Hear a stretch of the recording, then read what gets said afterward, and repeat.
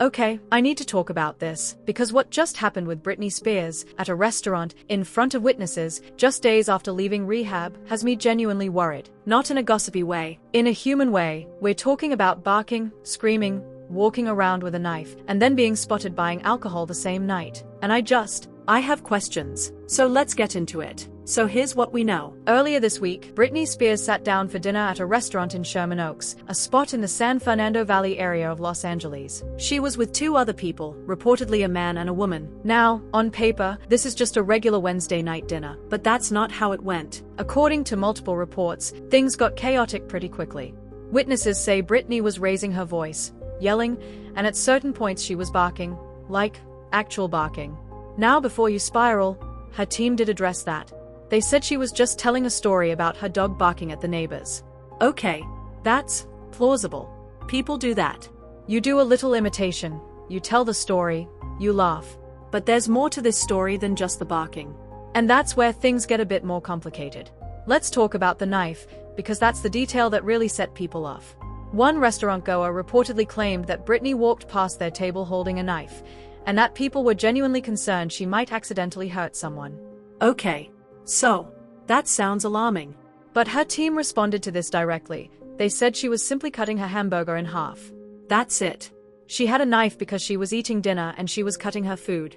Now, did she maybe get up while still holding it? Possibly. Does that make her a threat? No, honestly, I don't think so. I'll also point out, and this is something I think about, Britney has done things with knives before on her own social media. She's danced with them on Instagram. It's kind of become a thing. So when people saw her with a knife, that history is in their heads. But holding a knife while telling a story at dinner is not the same as being dangerous. Let's be real. Still, the optics here? Not great. And we have to acknowledge that. There were a couple of other things that witnesses reportedly mentioned.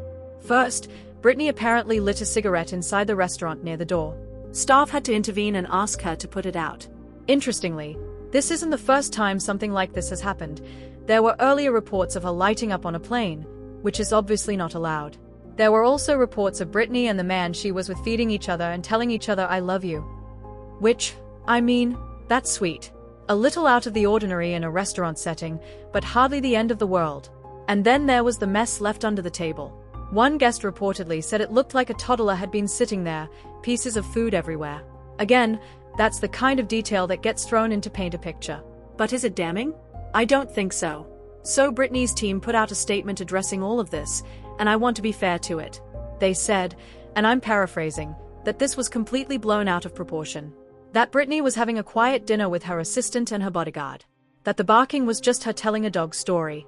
That the knife was used to cut her burger. And that at no point did she put anyone in danger. Now look, I can believe parts of that.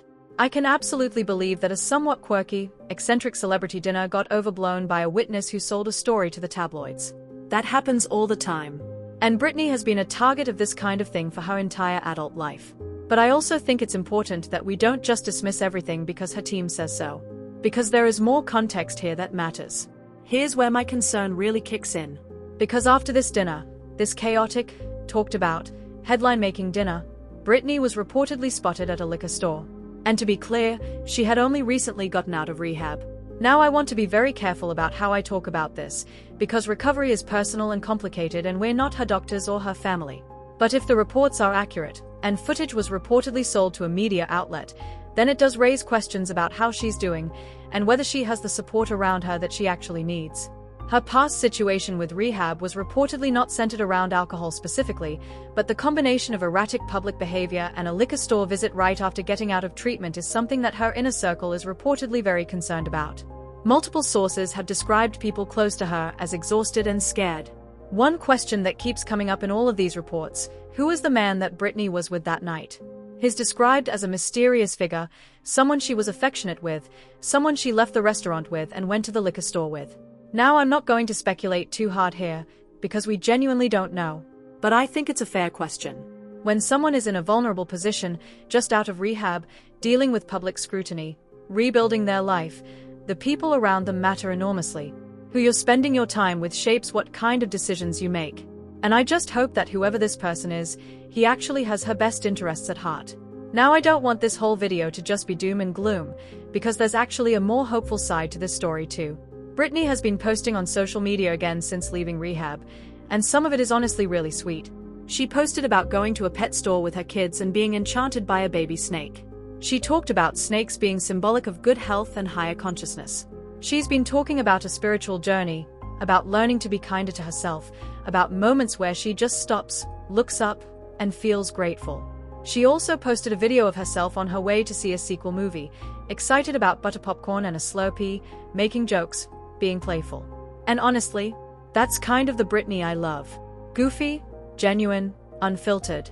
And then there are her sons. Her youngest son was recently photographed at a fashion show in Paris, stepping into public life, embracing his identity. He's apparently been spending more time with his mom. They spent Christmas together. They went on a boating trip earlier this year. When he was asked about her at a recent appearance, he kept it brief, but professional. It sounds like that relationship is slowly rebuilding, which is what Britney has always wanted. Here's what I keep coming back to. It's 2026, and Britney Spears is still making the same kinds of headlines she was making nearly 20 years ago. The tabloids are still selling footage of her in parking lots. Strangers are still analyzing her every public move. And we, all of us, including this YouTube community, are still talking about whether she's okay. That is both a testament to how much people genuinely care about her, and also an indictment of how we treat women, especially famous women, who are struggling. Look, I'm not going to pretend I know what's really going on in Britney's life. Neither does TMZ. Neither does whoever sold that footage to the tabloids. But I do think the combination of everything we've seen recently deserves to be taken seriously, not exploited for clicks, but genuinely reckoned with. She's a human being, and she deserves actual support, not just headlines. So that's where we are with Britney right now. A restaurant incident that got wildly reported, a liquor store visit that raised eyebrows, an inner circle that is reportedly scared, and a woman who is also posting about baby snakes and Slurpees and finding her spiritual footing. It's complicated. She's complicated. People are complicated.